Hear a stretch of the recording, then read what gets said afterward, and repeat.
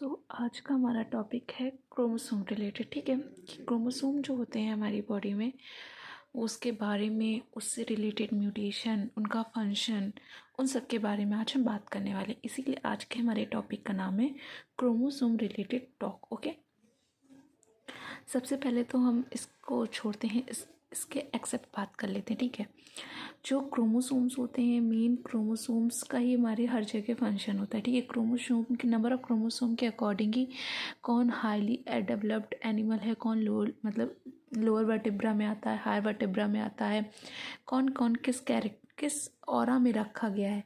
Chromosome भी उसका एक बहुत बड़ा एक्सेप्शन है। ठीक है, जैसे कि कहा जाता है कि तुम तो बंदरों के पूर्वज हो, ये वो चिंपैंजी हमसे बहुत मिलते हैं। तो चिंपैंजी और हमें जो मिलने का कारण है ना, जैसे हमें 46 क्रोमोसोम पाए जाते हैं, यानी 23 पेयर्स ऑफ क्रोमोसोम।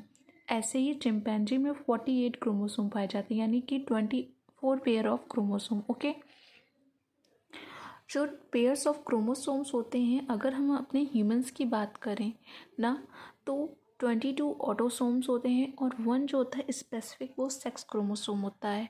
अब सेक्स क्रोमोसोम में भी डाइवर्सिफिकेशन बाइफरकेशन करते हैं।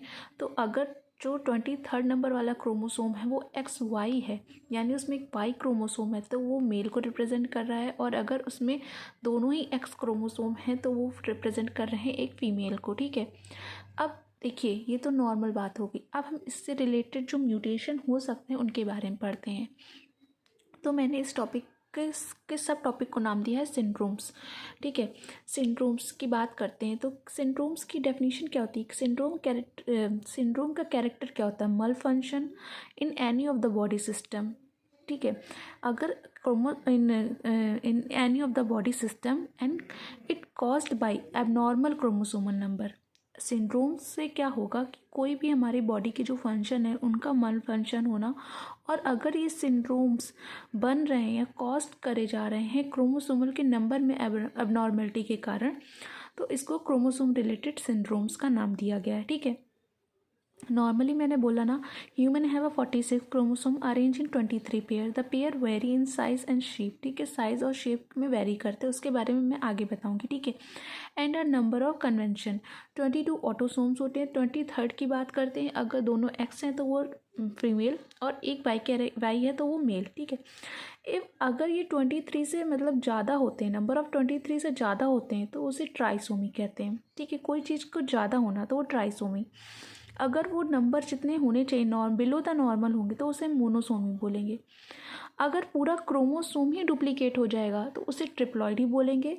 जैसे कि एक क्रोमोसोम में एक पेयर होता है। ठीक है, अगर वो XX है, वो क्रोमोसोम पूरा रिपीट हो गया, यानी XX हो गया, तो एक X मतलब फिर से एक रिपीटिशन हो गया, तो उसे ट्रिप्लॉइडी बोलेंगे। ठीक है, और अगर उसमें नंबर ऑफ क्रोमोसोम्स और बढ़ गए, उसी एक क्रोमोसोम में नंबर्स बढ़ गए, 2 का पेयर होता है, पेयर में अगर 3 हो गए तो उसे ट्राइसोमी, पेयर में 4 हो गए, 5 हो गए, उससे ज़्यादा हो गए तो उसे पॉलीप्लॉइडी। ठीक है, अगर एक आर्म उसकी मिस हो गई, इन द सेंस जैसे आप ये समझ लो कि एक क्रोमोसोम ऐसा होता है। ठीक है, ठीक है, तो ये होती क्यू आर्म, ये होती पी आर्म। अगर एक आर्म मिस हो गई, ठीक है, ये है ही नहीं, सिर्फ ये रिजल्ट बचा, तो उसको बोलते हैं, उस टर्म को बोलेंगे हम डिलीशन। ठीक है, ठीक है, उसको डिलीशन बोलेंगे। इफ़ 1 क्रोमोसोम में बी ट्रांसफ़र टू अनदर, तो उसे मतलब जैसे एक ये क्रोमोसोम है और एक ये क्रोमोसोम है,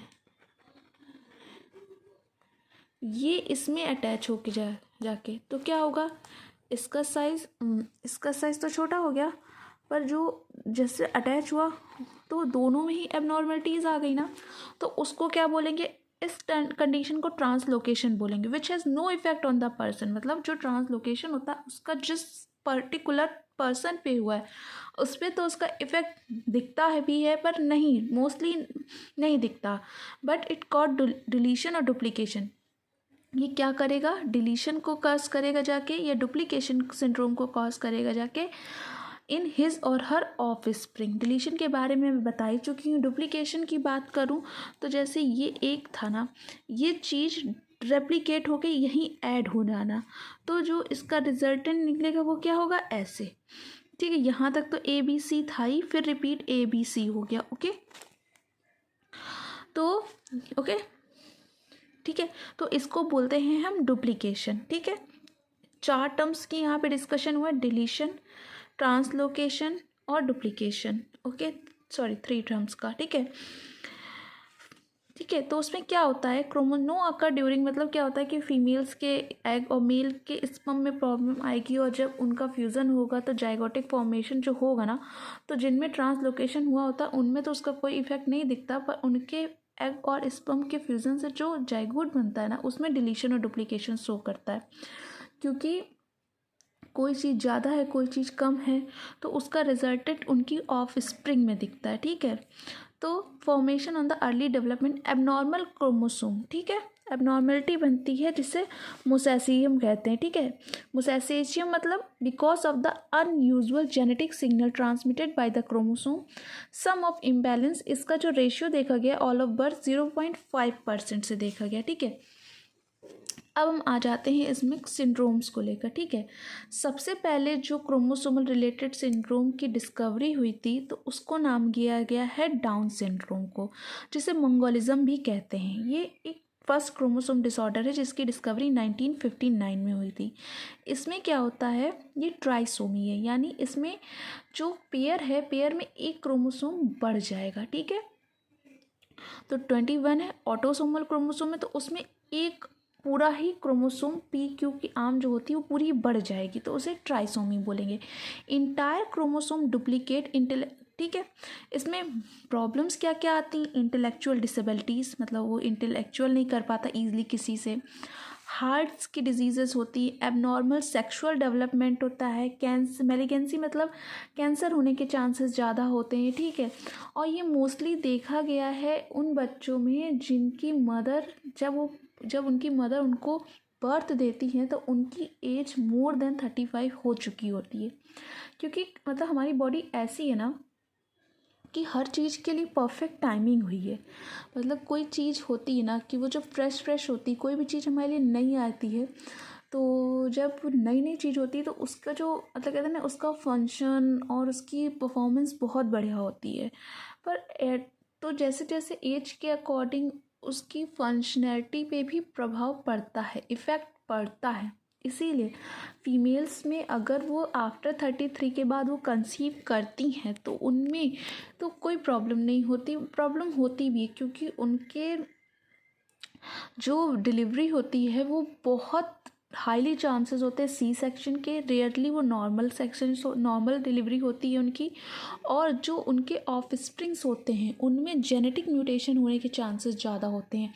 तो इसीलिए जब आप गायनी प्रेफर करती है, अगर आपकी एज मोर देन 35 है, उनको चांसेस होता है कि आप का जो बेबी होगा उसको डाउन सिंड्रोम हो सकता है, तो ट्रिपल कॉम एक टेस्ट होता है, वो प्रेफर करती हैं कि आप इसको करवा लीजिए। ठीक है, इन सब टेस्ट्स के थ्रू हमें ये पता चलता है अल्ट्रासाउंड रिपोर्ट्स के थ्रू कि कुछ स्पेसिफिक चीज़ें देखी जाती हैं डेवलपमेंट के दौरान बेबी के, उसके बारे में हम आगे डिस्कशन करेंगे कि वो नॉर्मल हो रही है कि नहीं। वो नॉर्मल से बिलो और अबव होगी तो डॉक्टर प्रेफर करता है कि आपका बच्चा डाउन सिंड्रोम से या काफ़ी तरह के सिंड्रोम्स, किसी भी तरह के syndrome, not specifically down syndrome, बहुत से सिंड्रोम्स होते हैं उससे इफ़ेक्ट हो सकता है, तो या तो आप इसको अवॉइड कर दीजिए, मतलब पहले ही आपको इन्फॉर्म कर देते हैं। ठीक है, तो आगे बढ़ते हैं।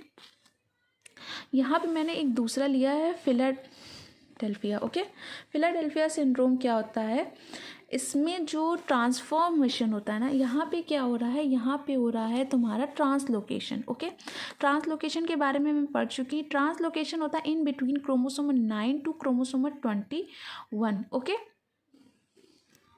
इन बिटवीन 9 टू 22। ओके, तो यहाँ पे क्या होता है कि जो 9th नंबर का क्रोमोसोम होता है ना, वो अपना ABL और BCR रीजन जो होता है ना, वो ट्रांसफ़र कर देता है 22 नंबर ऑफ क्रोमोसोम्स के आर्म पे। तो क्या होता है 9 छोटा हो गया इन साइज में, 22 बड़ा हो गया। तो ये क्या हुआ, क्रोमोसोमल एबनॉर्मलिटीज़ हो गई। इसका ABL एंड BCR रीजन को ट्रांसफ़र कर देता है। ठीक है, ये जो होते हैं वो सेल ग्रोथ को फेवरेबल करने वाले रीजन होते हैं। इससे क्या क्या हो सकता है, क्रोनिक माइलॉइड ल्यूकेमिया हो सकती है। क्रोनिक माइलॉइड ल्यूकेमिया क्या होती है कि जो हमारी WBC होती है उसकी फैगोसाइटोसिटी बढ़ जाती है, यानी वो इंगल पावर बढ़ जाती है और वो नंबर में WBC बहुत ज़्यादा बढ़ने लगती है। ठीक है, यानी ब्लड WBC रिलेटेड कैंसर को ही हम लोग क्रोनिक माइलोसाइट ल्यूकेमिया बोलते हैं। ठीक है, इसी का दूसरा होता है chromosome in between chromosome 8 to 14, इसको बर्किट लिम्फोमा बोलते हैं। इसमें क्या होता है, जो हैवी चेन होती है ना क्रोमोसोम 14 की, heavy chain in the sense कि यहाँ पे बात कर रहे हैं हम लोग, जो हमारी इम्यून ग्लोबुलिन होती है ना वो B सेल और T सेल काफ़ी तरह के सेल्स बनाती है। तो जो एक सेल होती है ना उसका एक फैब रीजन होता है जो लाइट चेन होता है और एक FC रीजन होता है। तो वो क्या करता है 8 to 14 के बीच में क्या होता है कि 8 जो होता है ना वो अपना जो कैंसरस पोर्शन है ना वो क्या करता है, वो अपना सीमिक रीजन जो होता है ना, जो कि सीमिक रीजन जो होता है, सीमिक रीजन वो जो होता है वो सेल ग्रोथ को फेवर करता है। ठीक है, वो अपने इस जीन को ट्रांसफ़र कर देता है जाके 14 जो चेन होती है ना 14 चेन उसके FC रीजन पे। Okay, not a fab region, it's heavy chain पे अटैच कर देता है। ये जो होती है ये कंटिन्यूसली एक्टिव करती है क्योंकि ये इम्यून सेल को एक्टिवेट बना रही होती है। तो हमारी बॉडी को इम्यून सेल्स तो चाहिए।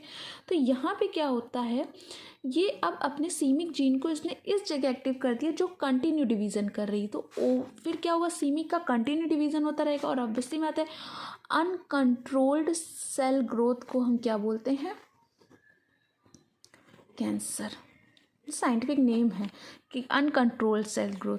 किसी चीज़ की कंट्रोल आप ही के पास है, आप ये कोई आदत हो उस पर आप अपना कंट्रोल ना लगाओ तो क्या होगी, वो आदत आपको बर्बाद कर देगी। वैसे अनकंट्रोल्ड सेल ग्रोथ जो होती है हमारी सेल बॉडी के लिए वो कैंसर, एज अ रिजल्ट उसका कैंसर होता है। ठीक है, यहाँ पे अब आगे बात करते हैं।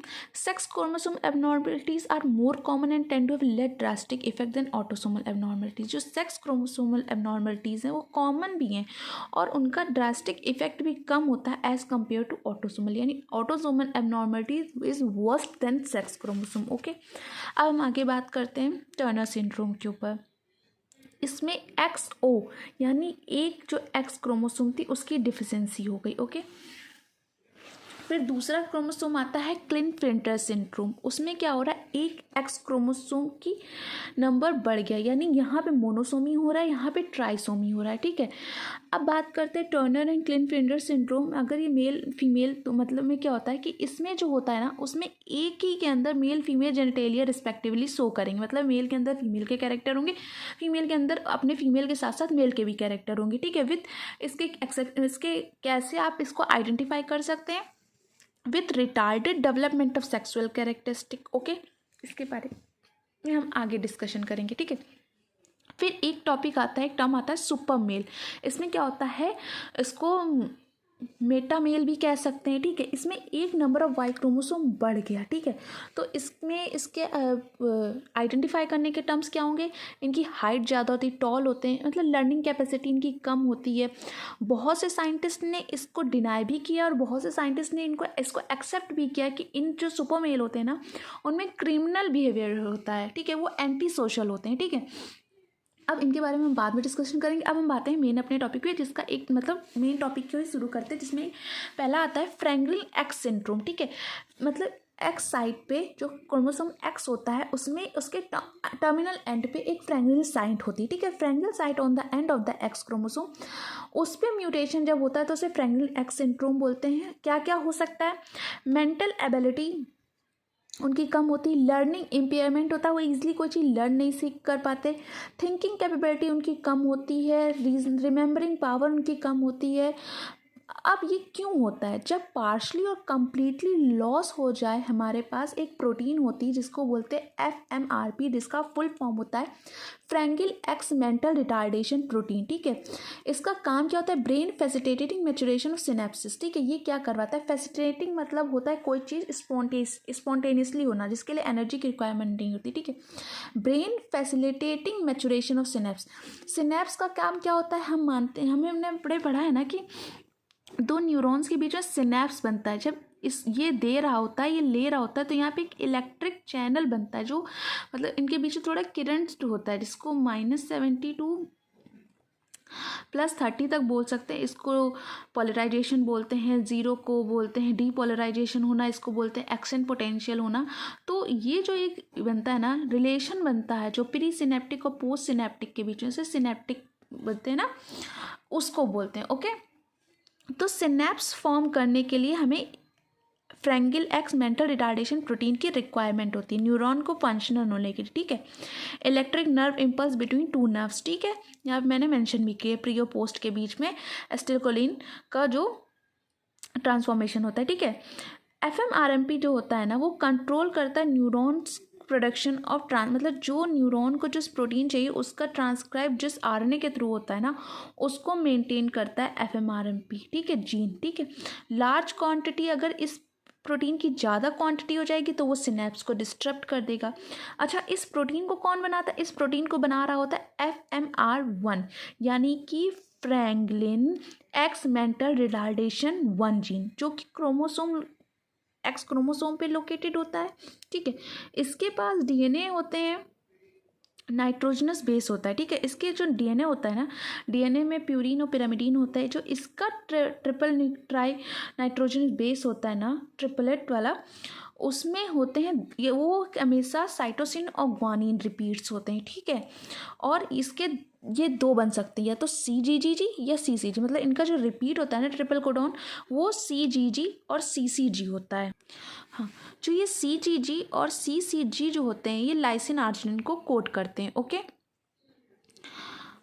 मुझे CGG का तो कंफर्म है ये आर्जिनिन होता है। CCG या तो ये एस्पार्टेट होगा, मोस्टली मुझे लग रहा है लाइसिन हो रहा है, मुझे यूनिवर्सल कोडॉन मुझे अभी याद नहीं आ रहे हैं, तो ठीक है यही हो सकते हैं। मोस्टली मुझे चांसेस लग रहे हैं कि लाइसिन आर्जिनिन होंगे, ठीक है, ठीक है। नॉर्मल, अब हम बात करते हैं कि नॉर्मल जो हमारे ये नाइट्रोजनस बेस होते हैं ये 30 होते हैं, 30 रिपीट्स होते हैं, ठीक है, यानी 30 × 3 कर लो तो आप 90, ठीक है। पर जब म्यूटेशन हो जाता है इस जीन में तो ये 200 तक पहुंच जाते हैं, ठीक है। और जो म्यूटेटेड फॉर्म होता है उससे ऑटिज्म भी कॉज हो सकती है। ओके, अब हम नए टॉपिक अपने नए पे आते हैं, ठीक है। फ्रैंगलिन के बारे में इतना ही था, ठीक है ना, कि फ्रैंगल सिंड्रोम जो होता है वो म्यूटेशन होने के कारण, जो कि एक जीन होता है FMR1, उसके म्यूटेशन के कारण जो एक प्रोटीन सिंथेसाइज कर रही होती है फ्रैंगल मेंटल रिटार्डेशन प्रोटीन, वो नहीं सिंथेसाइज होती, तब ये कुछ ऐसा फॉर्म होता है, ठीक है। हम आगे बात करते हैं स्पीच लैंग्वेज थेरेपी, मतलब इसकी मतलब जो फ्रैंगल म्यूटेशन होता है ना, इसको रिकवर भी किया जा सकता है स्पीच लैंग्वेज थेरेपी के थ्रू और जीन थेरेपी के थ्रू, ठीक है। अब हम अपने नेक्स्ट की तरफ बढ़ते हैं, न्यूरोफाइब्रोमाइटोसिस। ये हेरिडिटरी डिसऑर्डर होता है, मतलब ये 1 जनरेशन टू 10 जनरेशन होता है। इसका जो न्यूरो फाइब्रोमाइटोसिस होता है ना, न्यूरोफाइब्रोमाइटोसिस 1 जो होता है वो हेरिडिटरी डिसऑर्डर होता है। न्यूरोफाइब्रोमाइटोसिस जो 2 होता है ना, वो ट्यूबर फॉर्मेशन कर देता है आपके ऑडिटरी कैनाल में, ईयर में, ठीक है। ऑटोसोमिन डोमिनेंट ट्रेट होता है। 2 तरह की ट्रेट्स होती हैं, मैं आके आपको बताती हूँ। कोई चीज़ आप पे कम इफेक्ट डाले, ठीक है, मतलब जैसे मुझसे अगर कोई बाहर का कुछ बोलेगा ना एक पर्सन, तो मैं उसका 5% सुनूंगी। जब मुझे बाहर के 10 लोग बोलेंगे तब मैं जाके उसको मानूंगी, तो वो रेसेसिव होगी, क्योंकि उनका इम्पैक्ट मुझ पर पूरा नहीं हो रहा है, ठीक है। पर अगर मेरे मम्मी पापा में से कोई एक भी बोल देगा कि ये गलत है तो मैं उस चीज़ को मान जाऊंगी, तो उनका इफेक्ट मुझ पर पूरा हो रहा है, तो उसे डोमिनेंट बोलेंगे, ठीक है। तो यहाँ पर वही 2 टर्म की बात हुई गई है, रेसेसिव और डोमिनेंट। ओके, तो ये ऑटोसोमल डोमिनेंट ट्रेट होता है, ठीक है। क्रोमोसोमल 17 पे म्यूटेशन होता है, तब हमारा न्यूरोफाइब्रोमाइटोसिस होता है। इसकी डिस्कवरी 1990 में हुई थी। नर्व सेल्स जो ग्रो होती हैं ना, इसमें क्या होता है, वो विदाउट स्वान सेल होती हैं। जब हमारी जो नर्व सेल्स होती हैं ना, नर्व सेल्स के चारों तरफ जो होती है वो स्वान सेल्स बनती है, ठीक है। स्वान सेल्स के बीच में जो एक गैप होता है उसे नोड और एंडोवियर बोलते हैं, ठीक है। नोड ऑफ रेंडेवियर क्या करता है, ये जो स्वान सेल होती है ना, स्फिंगोमाइलिन्स बोलते हैं, ठीक है। स्फिंगोमाइलिन्स प्रोटेक्शन प्रोवाइड करती है जिससे कि कोई सेल का जो मैसेज है ना वो लीक ना हो, और सिर्फ नोड ऑफ रेंडवियर से ही मैसेज ट्रांसफ़र होता है, ठीक है। तो इसमें क्या होता है, न्यूरोफाइब्रोमाइटोसिस में वो स्फिंगोमाइलिन स्वान सेल्स नहीं बनाती और वो पूरी सेल ओपन रहती है, तो मैसेज लीक हो जाता है। जब लीकेज होता है ना तो क्या होगा, लीकेज होगा तो प्रॉपर चीज़ अपने ट्रांसपोर्टेशन पे नहीं पहुंच पाएगी, वो बीच से ही गायब हो जाएगी ना। तो इसमें क्या होता है, इसीलिए नर्व सेल्स में जब लीकेज हो जाएगा, स्वान सेल्स नहीं बनेंगी, तो क्या होगा, जो मैसेज पहुंचना चाहिए, सेंसरी ने अफेक्ट किया, तुमने गर्म तवे को छुआ, सेंसरी अफेक्ट करेगी, तो पर सेंसरी ने अफेक्ट किया, अफेक्ट करने के लिए पर वो मैसेज ब्रेन तक ना पहुंच के बीच में ही स्वान सेल ना होने के कारण वो बीच में ही डिसलोकेट हो गया, तो ब्रेन तक के सिग्नल ही नहीं जा पाएगा कि ये चीज़ गर्म है, तो ब्रेन तुम्हें उसका सेंसरी का अफेक्शन का रिस्पॉन्स ही नहीं देगा कि अपना हाथ हटाओ, ठीक है ना। तो ये बहुत बड़ा रोल होता है स्फिंगोमाइलिन सेल्स का, स्फिंगोमाइलिन्स का, ठीक है। अब बात करते हैं congenital disorder, abnormalities of structure and function of human body, उसको बोलते हैं कंजाइनिटल डिसऑर्डर। अब बात करते हैं कि किस किस स्टेज में म्यूटेशन होता है और किस किस स्टेज में उसको रोका जा सकता है, पता लगाया जा सकता है, ठीक है। सबसे पहले तो जाइगोटिक स्टेज, जब हमारा एक्स मतलब स्पर्म और एग का फ्यूज़न होता है, ठीक है, फ्यूज़न हुआ और उससे जो जाइगोट बना, अगर उस जाइगोट में कुछ म्यूटेशन होता है तो हमारे जो नेचर है वो पहले ही उसको अब्रॉड कर देगी, ठीक है, अबॉर्ट कर देगी, ठीक है। अगर वो म्यूटेशन इतना बड़ा नहीं हुआ या उस वक्त नहीं हुआ, ठीक है, स्टार्टिंग के 28 डेज में, तो वो आपकी प्रेगनेंसी कंसीव हो गई, ओके।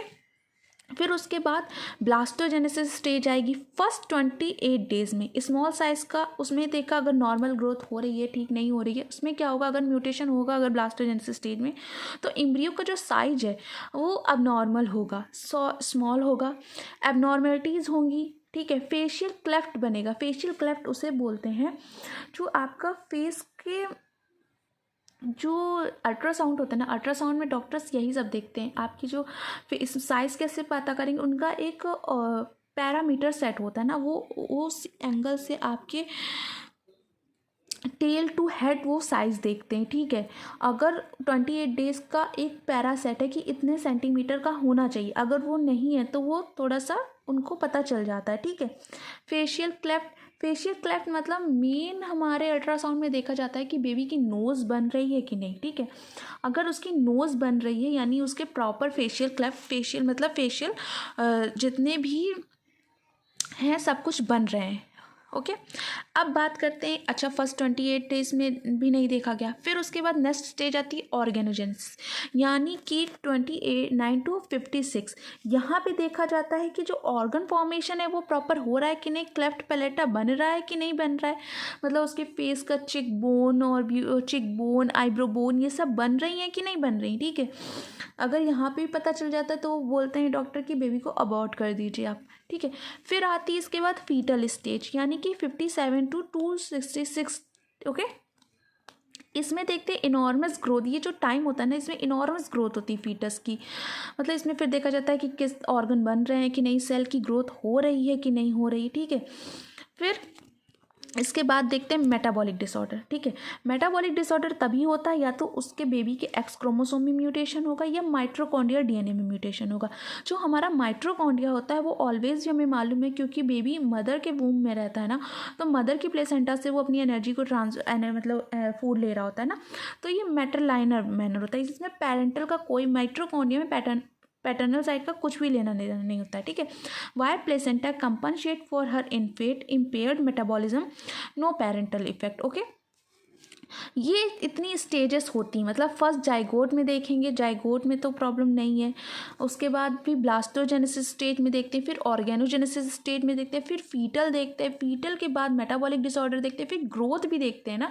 अगर बेबी में ग्रोथ में प्रॉब्लम होती है तो वहाँ पे रेफ़र करते हैं कि आपके बेबी को शायद डाउन सिंड्रोम हो सकता है, ठीक है। अब हम अपने नेक्स्ट सिंड्रोम की तरफ बढ़ते हैं, क्राई टू चैट सिंड्रोम, ठीक है। इसमें क्या होता है, जो हमारा 5th नंबर का क्रोमोसोम होता है उसमें क्रोमोसोम में 2 आर्म्स होती हैं, स्मॉल आर्म को पी आर्म बोलते हैं, लॉन्ग आर्म को क्यू आर्म बोलते हैं, ठीक है।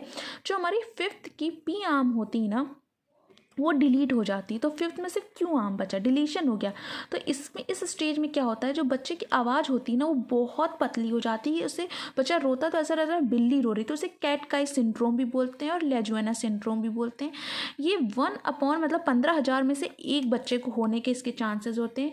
फेशियल एबनॉर्मेलिटीज़ भी होती हैं, ठीक है। अब हम अपने दूसरे सिंड्रोम की तरफ बढ़ते हैं, क्लिनफिल्टर सिंड्रोम।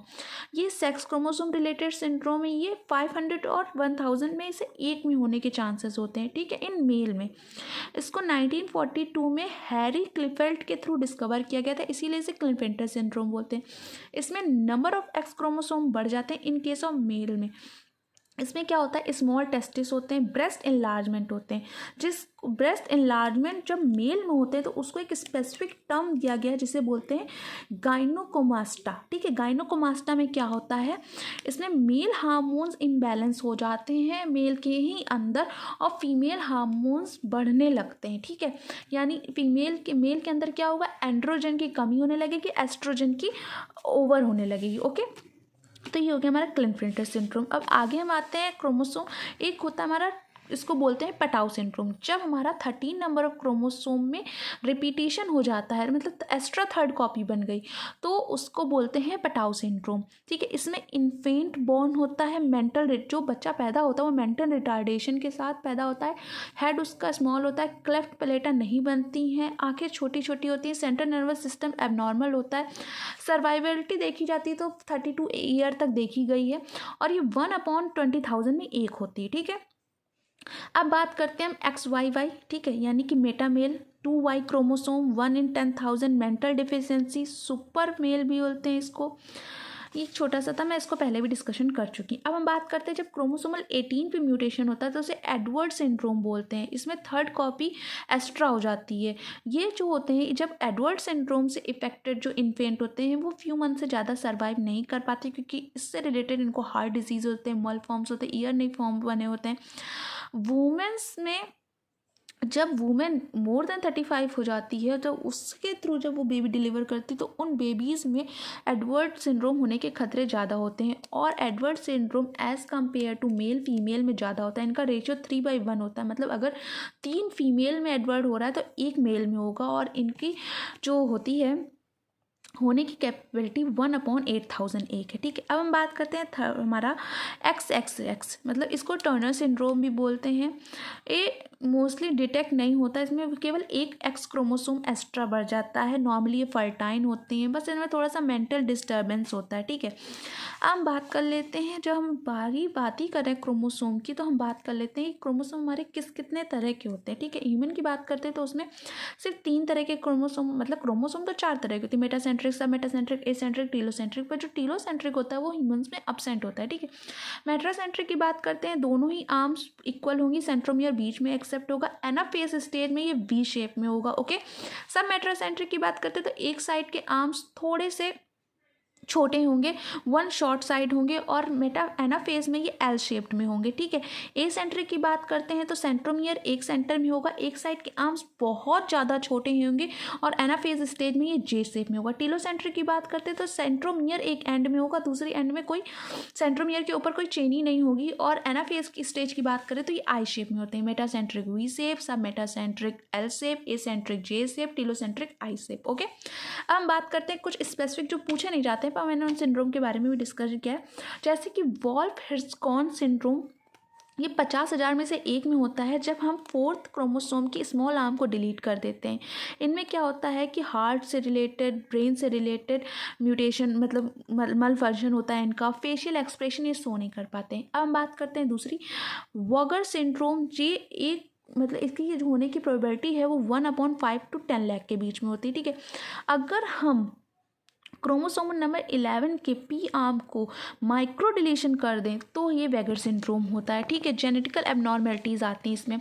हम बात करते हैं पेराडे और एंजलमैन सिंड्रोम की। इसकी प्रोबेबिलिटी 1/15,000 है। अगर हम 15th क्रोमोसोम के स्मॉल आर्म को डिलीट कर दें, माइक्रो डिलीशन, तो उससे एंजलमैन सिंड्रोम होता है। इसमें जो सिम्टम्स होते हैं वो नर्व रिलेटेड सिम्टम्स होते हैं, मतलब बच्चा ना स्माइल कर पाता, ना लाफ कर पाता है, ना ही चल पाता है, ठीक है। अब बात करते हैं हमारे last not the least DiGeorge syndrome की। इसकी प्रोबेबिलिटी 1/4000 होती है। अगर हम क्रोमोसोम नंबर 22 के लार्ज आर्म को माइक्रो डिलीट कर दें, यानी क्यू आर्म को, तो उसको डाइजॉर्ज सिंड्रोम बोलते हैं। इसमें फेशियल एक्सप्रेशन वो शो नहीं कर पाता है, उनकी चिक बोन्स छोटी होती है, ईयर्स छोटे होते हैं, उनकी जो स्किन होती है वो ब्लू होती है क्योंकि उनके जो होता है ब्लड सर्कुलेशन में ऑक्सीजन डिफिशियंसी होती है। उनका हार्ट जो होता है वो प्रॉपरली फंक्शन नहीं करता। आई होप आपको हमारी ये वीडियो समझ में आई होगी। मैं कोशिश कर रही हूँ, पर मुझे मालूम है मेरी इस वीडियो में बहुत सी गलतियाँ होती हैं। मैं उनको इम्प्रूव करने की भी कोशिश करूँगी। अगर आपको समझ में आता है तो थैंक यू।